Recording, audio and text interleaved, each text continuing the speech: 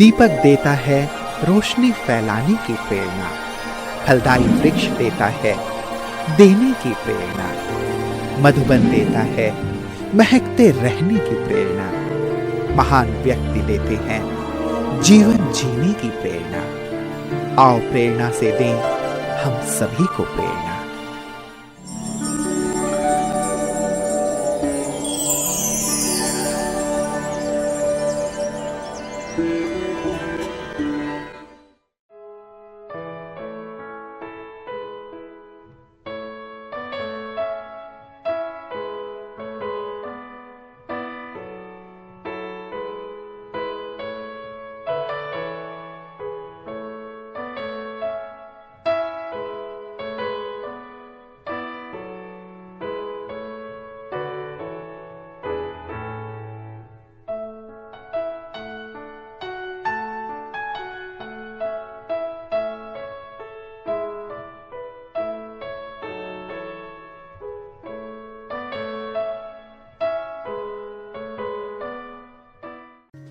बिलासपुर छत्तीसगढ़ राज्य का एक विकसित जिला है।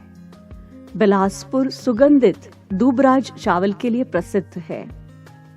बिलासपुर तालापाड़ा में स्थित ब्रह्मा कुमारी ईश्वरीय विश्वविद्यालय की मुख्य संचालिका है राजयोगिनी रमा दीदी जी।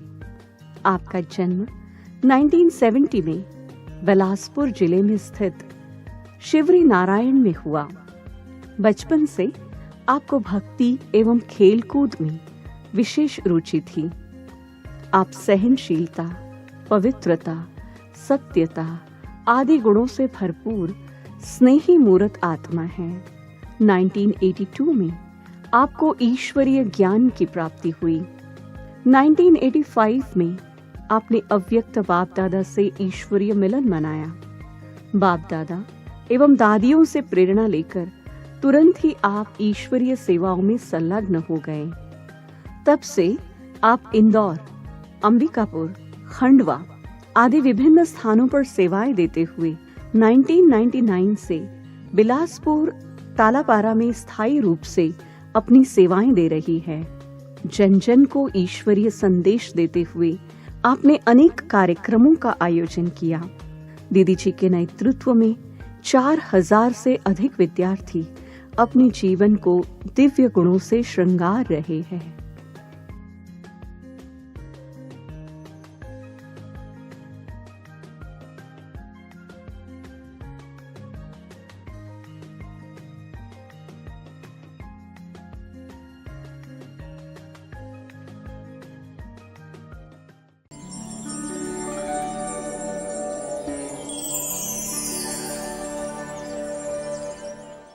बचपन से मुझे बहुत ज़्यादा वैराग्य था और बचपन से ही मैं बहुत पूजा भक्ति करती थी। और नवरात्रि के समय ने की देवियों को मैं बहुत मानती थी, माँ दुर्गा को। और 9 दिन तक मैं व्रत रहती थी और अपने हाथ से ही मैं ड्राई फ्रूट का माला बना करके माँ दुर्गा जी को पहनाती थी। और ये भी मुझे अनुभव होता था कि ऐसा ही मैं बन जाऊं और ऐसा ही मुझे शक्ति मिले। तो बचपन से ही यानी कि मुझे साक्षात्कार होता था, मैं अनुभव करती थी कि मैं आकाश में देवी बन के उड़ रही हूँ और बहुत सारे लोगों को मैं साक्षात्कार करा रही हूँ। ऐसा ही मुझे अनुभव होता था। और बचपन से ही मुझे वैराग्य वृत्ति था, क्योंकि मुझे गृहस्थी बिल्कुल ही बचपन से पसंद नहीं था। तो इन्हें कि सभी को यही अनुभव करती थी मैं कि मुझे ऐसा ही शक्ति बनना है, शक्तिशाली बनना है और मुझे भगवान की सेवा करना है। तो उनके बाद जो है, और इसमें रामायण में उल्लेख दिया गया है कि माँ सबरी ने राम जी को बैर खिलाए। तो ऐसे धार्मिक स्थल में मेरा जन्म हुआ था। और उनके बाद जो है मैं यानी कि सन 1983 में मैं समर्पित हुई और मैं पहले इंदौर गई और इंदौर में वहाँ पर हम आरती दीदी जी का और ओम प्रकाश भाई जी का मुझे बहुत पालना मिला। और मैं उनके बाद मेरे पापा जी पहले ज्ञान में आए और हमारे वहाँ जब पाठशाला खुला था शिवरी नारायण में, तो पहले मेरे पापा जी ज्ञान में चले। पापा जी को बहुत अच्छा लगा ज्ञान, तो उनके बाद मैं और हमारी मम्मी हम लोग गए ज्ञान सुनने के लिए, तो हमको भी बहुत अच्छा लगने लगा। तो मेरे पापा जी जो है उनको जो ज्ञान में जुड़े थे, लोग कहने लगे कि आपकी बेटी को ब्रह्मा कुमारी बनाओ, विनाश होने वाला है, दुनिया में कुछ रखा नहीं है। तो फिर मेरे पापा जी ने एक संकल्प लिए कि मैं अपनी बेटी को ब्रह्मा कुमारी बनाऊंगा। तो मेरे पापा जी फिर मुझे इंदौर भेजें और इंदौर में मैं गई। तो जैसे मैं बाबा के कमरे में जब बैठती थी तो जो मुझे बहुत साक्षात्कार होता था और जो बाबा की जो मुरली है मुझे बहुत अच्छा लगता था। और उस समय मैं 12 साल की थी और एक कैसेट में मैं जो गीत में सुनी थी मैं कि ज्ञान तपस्या से कभी नहीं घबराएंगे और जन जन की सेवा करके भगवान से सब कुछ प्राप्त कर लेंगे। वो गीत मुझे बहुत अच्छा लगने लगा। तो मैं यही संकल्प कर ली थी कि मुझे कुछ भी हो जाए, चाहे कितना भी सहन करना पड़े, लेकिन मुझे भगवान की सेवा करके जन कल्याण करके मुझे अपने जीवन से में भगवान से सब कुछ पाना है। तो यही लक्ष्य को लेकर के मैं पूर्ण रीति समर्पित हुई। तो जब इंदौर में गई तो उस समय मेरा उम्र था 12 साल का। तो मैं लौकिक पढ़ाई कितने महत्व नहीं दी, लेकिन अलौकिक पढ़ाई, रूहानी पढ़ाई मुझे बहुत अच्छा लगने लगा और इस पढ़ाई में मैंने बहुत आगे बढ़ी। तो उनके बाद इंदौर में रही मैं और इंदौर में बहुत मुझे पालना मिला। फर्स्ट बार मैं मधुबन गई थी सन 1985 में और वहाँ पांडव भवन में बाप दादा से मिलन हुआ। तो फर्स्ट में ही हम लोग एक लक्ष्य लेकर के चले कि हमें स्टेज में जाना है। तो वहाँ से मैं पार्टी लेकर गई थी अंबिकापुर से। तो साथ में रुपेश भाई थे और मैं और बहुत सारे और लोग थे। तो हम लोग स्टेज में मैं और रुपेश भाई हम लोग बाबा के पास चले गए। हम लोग को किसी ने रोका नहीं और बाबा से मिले और बाबा से दृष्टि लिए। उस समय बाप दादा से मिलन था कि जब एक ग्रुप भोजन करने जाते थे तो दूसरे ग्रुप बाबा के सामने बैठते थे। उस समय मैंने बाबा से मिलन मनाई। और उसके बाद जो है दादियों का, सभी दादियों का मुझे बहुत अनुभव मैंने करी हूँ और बहुत क्लासेस भी सुनी हूँ। तो दादियों से मुझे बहुत प्रेरणाएँ मिलती रही। बाबा से यही वरदान मिला कि बच्ची खूब आगे बढ़ेगी और बाप दादा के नाम रोशन करेगी। ये विशेष बाबा से मुझे वरदान मिला। और ये ब्रह्मा कुमारी लाइफ, ये बाबा ने जो ड्रेस दिया है ये मुझे बहुत अच्छा लगा, तो इसलिए मैं आगे बढ़ी। और उसके बाद मैंने बाबा से हमेशा जब से फिर शांतिवन में डायमंड हॉल का उद्घाटन हुआ था, उस समय भी मैं पार्टी लेकर गई थी और बाप दादा से मिलन मनाई थी। और उनके बाद जो है जब से जैसे कि बाबा स्टेज में सब बहनों को दृष्टि देने के लिए जब ये चालू हुआ था, तब से मैं स्टेज में मुझे ये सौभाग्य प्राप्त होता था कि बाप दादा की दृष्टि और बाप दादा की वरदान अटोली में प्राप्त करती थी। तो फर्स्ट बार मैं और गीता दीदी हम लोग गए थे। बाबा को विशेष करके बहुत सुंदर हम लोग फर्स्ट में गिफ्ट दिए थे बाबा को और बाबा से वरदान लिए, दृष्टि लिए और बाबा ने टोली दिए थे। और उनके बाद बाबा से एक बार लोगों के एक संकल्प होता था कि हम लोग स्टेज में जा नहीं पाते थे, बाबा से दृष्टि नहीं ले पाते हैं। तो बाबा ने सभी बच्चों की इच्छाओं को पूर्ण करने के लिए एक बार पूरे हॉल में बाबा ने चक्कर लगाए पूरे सीजन में। तो उस समय मैं हर टर्न में मधुबन गई और बाबा से मिलन करती थी। तो उस समय मैं सोचती थी बाबा यहीं से क्रॉस होंगे जब नीचे कालीन बिछा रहता था तो उस समय मैं कालीन के जस्ट बगल में ही बैठती थी और एकदम नज़दीक से बाप दादा दृष्टि देते हुए वहाँ से क्रॉस होते थे। तो ये अनुभव मैंने बहुत किया और 300-400 पाल्टी लेकर के मैं मधुबन जाती थी, क्योंकि उस समय काफ़ी हर टर्न में बाबा से मिलन होता था। तो ये बाबा का प्यार और बाबा का वरदान मुझे बहुत मिला और मैं खूब आगे बढ़ती रही। और बिलासपुर में मुझे अभी 30 साल हो गए। हाँ, तो ये बहुत सारे परिस्थिति आई, लेकिन बाबा का मदद, बाबा कहते हैं कि बच्चे तुम्हारे हिम्मत का एक कदम और मेरा मदद का 1000 कदम।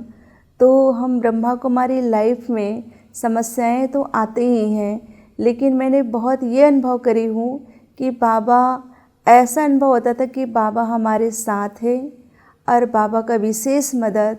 तो मैं समस्या को सहज ही मैंने आगे उसको पार करती रही। ये मेरा अनुभव था।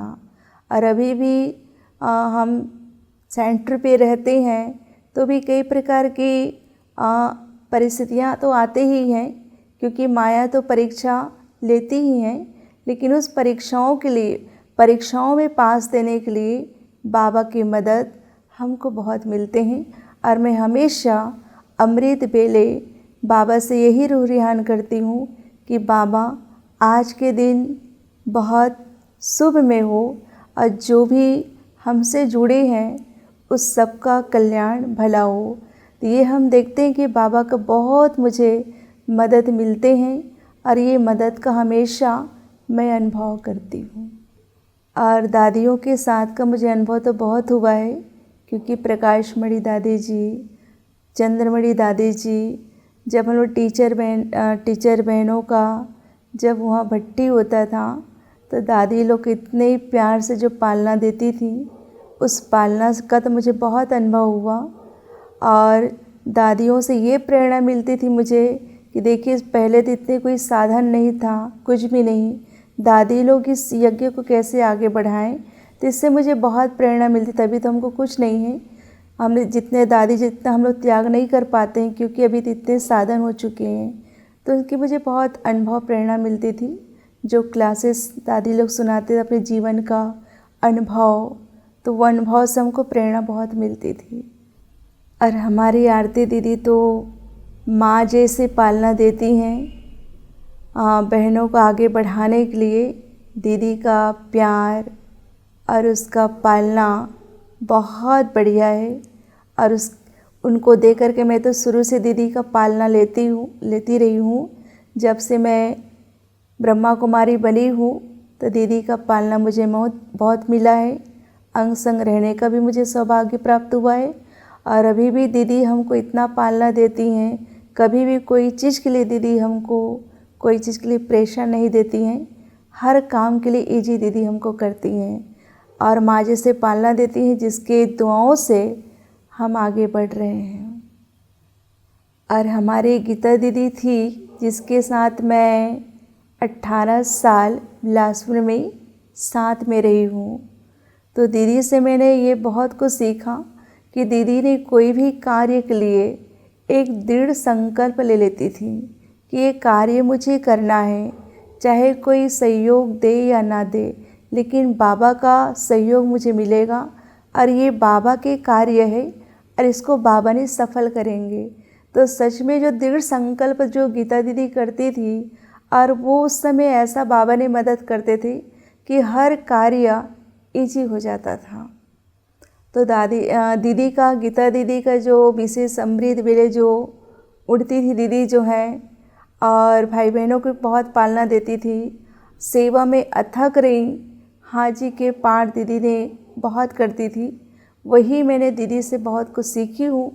और सीखकर मैं भी वैसे ही पालना देती हूँ कि मेरे से कोई भी असंतुष्ट ना हो, इसका मैं ध्यान देती हूँ, क्योंकि बड़ों की पालना मुझे बहुत मिला है। शुरू से मैं जब से ज्ञान में आई हूँ तब से बड़े बड़े स्थानों में रहने का सौभाग्य प्राप्त हुआ, बड़े दीदियों के साथ में रहने का सौभाग्य प्राप्त हुआ है।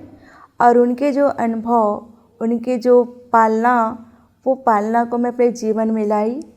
हमारे साथ भी बहुत सारे बहनें रहते हैं और बहुत सारे हमारे गांव मन में भी बाबा का ब्रांच चल रहा है, तो मैं हमेशा जाती हूँ और क्लास कराती हूँ और मैं सबको यही प्रेरणा देती हूँ कि भगवान के कार्य है और हमें सब मिल करके हमें कार्य को सफल करना है।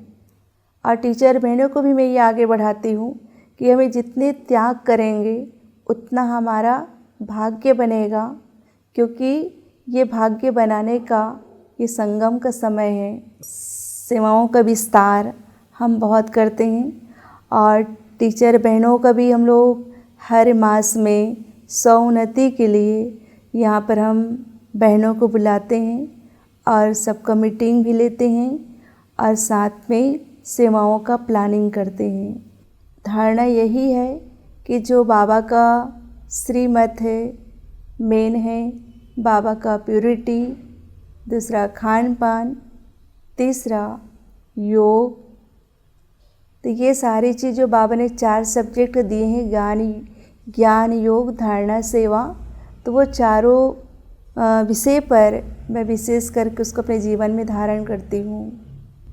कि अभी वर्तमान समय तो यही पुरुषार्थ चल रहा है हमारा संगठन में, और मैं खुद भी पुरुषार्थ करती हूँ कि दुनिया में लोग बहुत दुखी हैं, उनको शांति का मैं दान देती हूँ। ये मेरा अभी पुरुषार्थ चल रहा है, विशेष करके योग पर मेरा पुरुषार्थ चल रहा है। अंत समय का यही तैयारियां हमारा चल रहा है कि अंत समय में जो भयंकर सीन आने वाला है, उस सीन को देखने के लिए हमें विशेष करके योग की पावरफुल शक्ति चाहिए। तो वो शक्ति के लिए हमने विशेष करके अभी प्रयास कर रहे हैं कि हम योग करें और योग से हम शक्तिशाली बने, और अंत के समय में तभी हम विजय प्राप्त करेंगे जब हमारे अंदर में योग की पावर होगा। तो उसकी तैयारी अभी से हम कर रहे हैं। और मनसा वाचा कर्मणा, हमें किसी को दुख नहीं देना है, इस पर हमने विशेष करके ध्यान दे रहे हैं। ब्राह्मण भाई बहनों को हम यही संदेश देना चाहते हैं कि समय कम बचा है और पुरुषार्थ करना है। रेगुलर बाबा के घर में मुरली सुनने आना है और पुरुषार्थ करना है और किसी को दुख नहीं देना है, अपने पूरे परिवार का कल्याण करना है। ये हम ब्राह्मण भाई बहनों को हम ये प्रेरणा देते हैं, ताकि अपना भी जीवन सफल हो, दूसरे का भी जीवन सफल हो, और अपना कल्याण करें और अपने परिवार का कल्याण करें।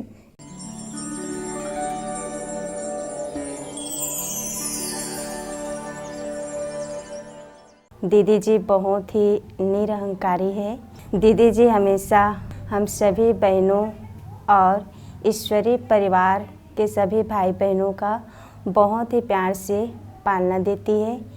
दीदी जी सरल चित, निर्माण चित, सबके प्रति शुभ भावना, शुभ कामना रखते हुए दीदी जी हमेशा हम सब भाई और बहनों को आगे रखते हैं। दीदी इतनी न्यारी और प्यारी है, जो डायरेक्ट दीदी को भगवान ही चला रहे हैं। तभी दीदी बाबा का हर टचिंग को टच कर पाती है और बहुत अच्छे से दीदी जी यज्ञ के हर सेवा को बहुत ही अच्छे से संभाल रही है। जब से दीदी जी से जुड़ा हूँ उनमें बहुत सारी विशेषताएं हैं जो हमको भी सीखने को मिलती है। एक तो वो कभी भी नाराज़ नहीं होती, जो भी चाहे कितने भी कैसे भी बात करे, हरदम मीठी बोली है उनकी, शांत होकर सब चीज़ें सुनती है और शांति से समझाती है। अथक सेवाधारी हैं, वो बहुत ही नम्र चित्त, उदार चित्त और सरल हृदय हैं। आप उनको कभी भी, हम लोगों ने यहाँ पे आया है तो कभी भी उनको किसी से ऊंची आवाज़ में बात करते नहीं देखा है। वो कभी किसी से सेवा नहीं लेती हैं और सदा बाबा के यज्ञ के लिए समर्पित रहती हैं। दीदी जी समय प्रति समय कभी भी किसी बच्चे की स्थिति अगर ऊपर नीचे होती है तो दीदी जी बड़े प्यार से उनको समझाती है, उनको पालना देती हैं। दीदी जी इतने सरल, इतने सहज हैं कि कभी कभी दीदी जी को छोटे बहन अगर ऊंची आवाज़ से भी बात कर देती हैं तो दीदी जी सहजता से बच्चे समझ करके उनको माफ़ कर देती है और बिल्कुल चुप रहती हैं। दीदी जी हमें कोर्स कराने की विधि बताई, कैसे कोर्स कराते हैं। दीदी जी ने ये बताया कि मुरली सुनाने के तरीका, ये सब बताएं। तो सेंटर में रहते हुए हम वो सब करते हैं। दीदी जी का जो स्वभाव है वो बहुत ही शांत और सरल है, साथ ही साथ बहुत एक्टिव और एनर्जेटिक भी हैं। दीदी जी हर कार्य जो है बहुत एनर्जेटिक होकर के करती हैं। हमारी रमा दीदी जी ने आज तक इतने वर्षों में हमने उन्हें देखा कि किसी भी बहन से या कोई भी आत्मा से उन्होंने पर्सनल सेवाएं नहीं ली। दीदी जी ने हमें यही शिक्षा दी कि हमें किसी से भी कोई भी पर्सनल सेवाएं नहीं लेनी है, स्वयं की सेवा स्वयं ही करनी है। रमा दीदी ज्ञान का सागर है, उनसे मेरे को बहुत ज्ञान मिला, बहुत मेरे को शांति मिलती है। रमा दीदी मेरी बड़ी बहन जैसी हैं। रमा दीदी बहुत ही सहनशील, ज्ञान हर चीज़ में उनकी बराबरी तो मैं सोचता हूँ कि शायद ही कोई कर सके। जिस प्रकार रमा दीदी को बाबा ने ज्ञान दिया, वैसी रमा दीदी मेरे को ज्ञान दे रही है और मैं आज बहुत खुश हूँ।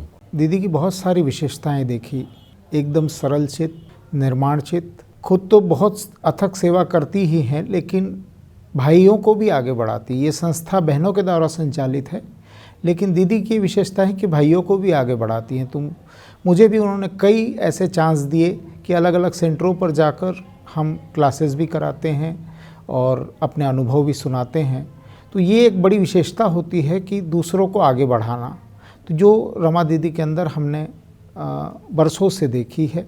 रमा दीदी जी का सबसे बड़ी विशेषता ये है कि दीदी जी ने जो है सबकी विशेषताओं को बहुत ज़्यादा देखा और जिस बहन में जो जो विशेषता थी, दीदी की परख शक्ति इतनी एक्यूरेट थी, इतनी अच्छी है कि वो सबको परख लेती हैं कि किसको कौन सी सेवा देनी चाहिए। दीदी जी से मैंने यही सीखा कि मुझे सदा नम्रचित रहना है और कभी भी जो है दे अभिमान में नहीं आना है और सदा स्वयं को जो है आत्मा समझ के सभी को जो है आत्मिक दृष्टि में देखना है। बहन जी से सरलता, नम्रता और सबको संतुष्ट करने की एक जो क्षमता है बहन जी में, कि किसी को नाराज़ भी नहीं करती है। बहन जी साइकोलॉजिकली भी देखती है कि क्या कहने से क्या होगा, ये सब बहुत सोच समझ के बात करना और व्यवहार करना ये जानती है, वो हमने सीखा है। दीदी जी बहुत ही हर्षित मुख है, उनका चेहरा देख के हम जितने भी टेंशन में रहते हैं हम भी खुश हो जाते हैं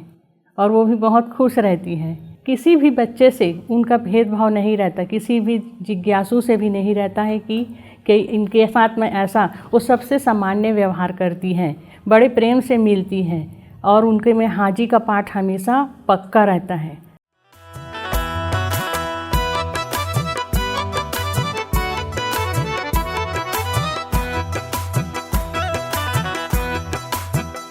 मेरी चाहत का मुझको सिला मिल गया, मेरी चाहत का मुझको सिला मिल गया, अब क्या मांगू मुझको खुदा मिल गया, मेरी चाहत का मुझको सिला मिल गया, अब क्या मांगू मुझको खुदा मिल गया, मेरी चाहत का।